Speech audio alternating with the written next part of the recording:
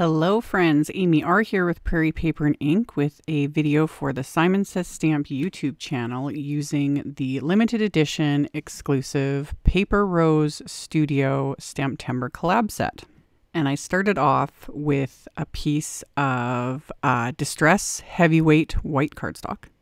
And I pulled out Simon Says Stamp's oldie but goodie thank you text background stamp that I've used in a whole bunch of videos over the years.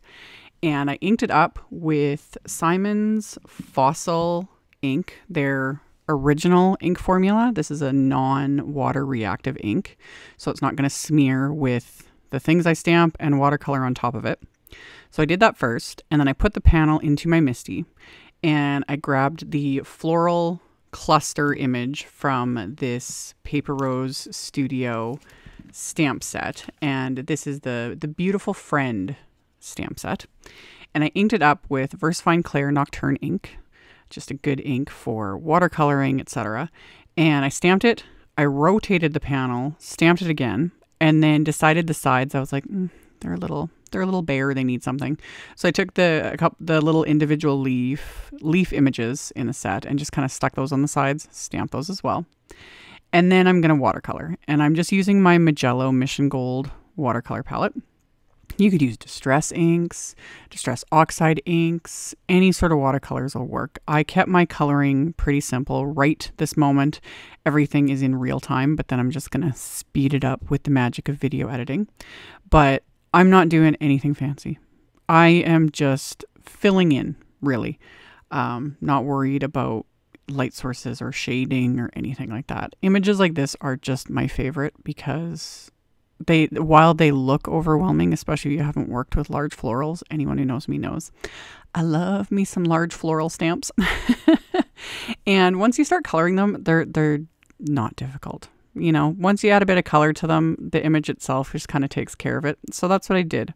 I just picked a starting point, which I went with the little roses in these clusters, painted them pink, added some yellow to the other ones, and then I kind of just jump back and forth because that lets each little section dry a bit. So then I can go in with less water and more color and add a bit more depth. And so then I just keep doing that. So I did, the yellows on the petals, and then I'd gone back and added a little bit more darker pink to the roses. Then I went on to the greenery. I did all the similar shaped leaves in one color and then the other leaves in another shade of green. I don't have any shades to reference. I was pretty much just pulling whatever was on my palette and just swirling my brush in it and going with it. Not worried too much about it because, again, it's leaves and greenery and florals. Pretty much anything's going to work, in my opinion. So then I went back to the yellow flowers and I added, I think, just a bit of orange just to, deepen it up a little bit. Added that for those, and then browns, of course, for the centers. And because you let each section, as I'll call it, like dry, just like most things, they do dry back a bit. So, it looks darker when it's wet, and then as it dries, it's like, okay, it lightened up a bit. Now I want to go in and add a little bit darker.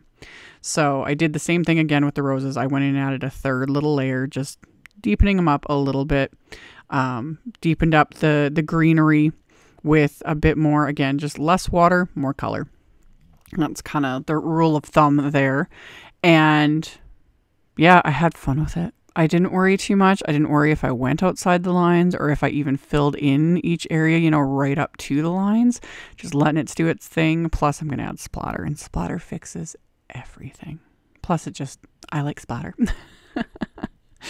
So I went along and just kept adding, letting each little kind of area dry. And then when it was fully dry, I used some Bundled Sage Distress ink. It's not a color I reach for very often. And then I always pleasantly surprise myself when I reach for random colors. And I'm like, oh yeah, this is a really nice color. Bundled Sage being one of them. So I keep my little Distress mini ink cubes. I have the Ranger blending foams. They fit perfectly in the bottom of the little mini ink cubes. So I keep one for each color. And so that's what I used for my blending.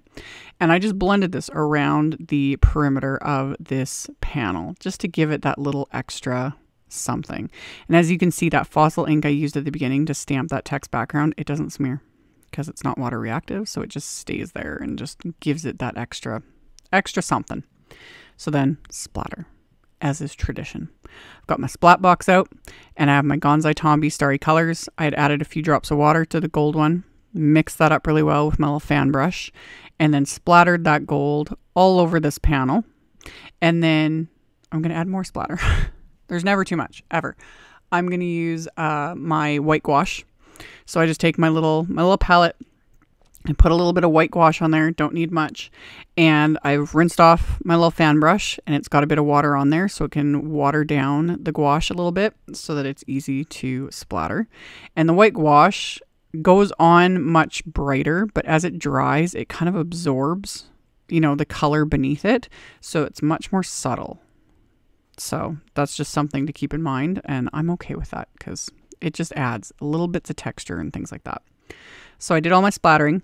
And then I pulled out Simon's Fancy Thanks wafer die, and I die cut it from a couple layers of scraps of white cardstock, and then the top layer was Simon's matte gold cardstock, and I adhered those together because, as Laura Basson says, dimension is life. And then for the inside of my card base is one of Simon's top folding A2 white note cards, and I'm going to stamp that thank you text background on the inside again with that fossil ink. And I'd put some post-it tape where the score line is so that I don't stamp past the score line on the inside of the card. And then I'm going to put this into my MISTI as well. And I'm going to stamp that floral cluster from the Beautiful Friends set. And that I'm going to stamp with that bundled sage ink. And when I stamp things like this on the insides of cards, it's with the intention of writing directly over it. Because like I'm basically filling up the inside of this card. It's fine. A ballpoint pen, in like, you know, most likely I would go with black, right over it. This is just extra, you know, it just gives the inside of the card a little something something. So stamped that, flipped the card base around, stamped it a second time just to kind of mirror what the card front will look like. And then speaking of the card front, I put that in my MISTI, and because there's sentiments in this set, and I took the My Friend sentiment and I lined it up where it's going to go underneath the die cut sentiment. And I don't have a problem doing this kind of stamping because it's like, if I mess it up, I'll stamp or heat emboss the sentiment, you know, on a piece of cardstock, die cut it, can adhere it on top. So I'm not worried about it. But thankfully it's stamped good. I didn't, you know, mess it up. But if I had, that's how I would have fixed it. So I got that stamped, and then I'm going to adhere the die cut sentiment right over it. And I'm going to pull out my T-square ruler to actually make sure I got the sentiment lined up properly, you know, that it's straight. Because you've got a few seconds of wiggle room before the craft tacky glue really takes hold. So I got that adhered into place, and then used the glue to adhere this panel to my card front. And this panel was A2 size, so I never trimmed it down. So it's going to completely cover this card base. So adhere that into place. And then I still haven't put away the Studio Cadia Golden Sparkle Crystals. They just like live on my desk because I use them on everything. So poured some of those into my triangle tray, and then I just used the ones that I'd accidentally dumped on my work surface. Whatever works. But yeah, still love my triangle trays. It makes life so much easier to funnel those right back into the container. So adhered a few of those little golden sparkle crystals to the card, and that finished it off. So we've got these super pretty floral clusters with some texture and ink blending and splatter and all the fun things. And if you're interested in any of the supplies I used, those will be linked in the description box below the video. So you can check that out below if you are interested. Make sure you thumbs up, comment, subscribe if you haven't. And of course, thank you to Simon Says Stamp for having me on their YouTube channel today. And I'll see you all sometime soon in the next one. Bye.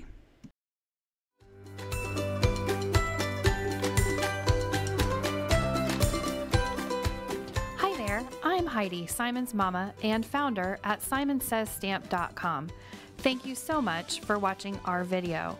If you like what you just saw, be sure to press the thumbs up and subscribe to see more great content.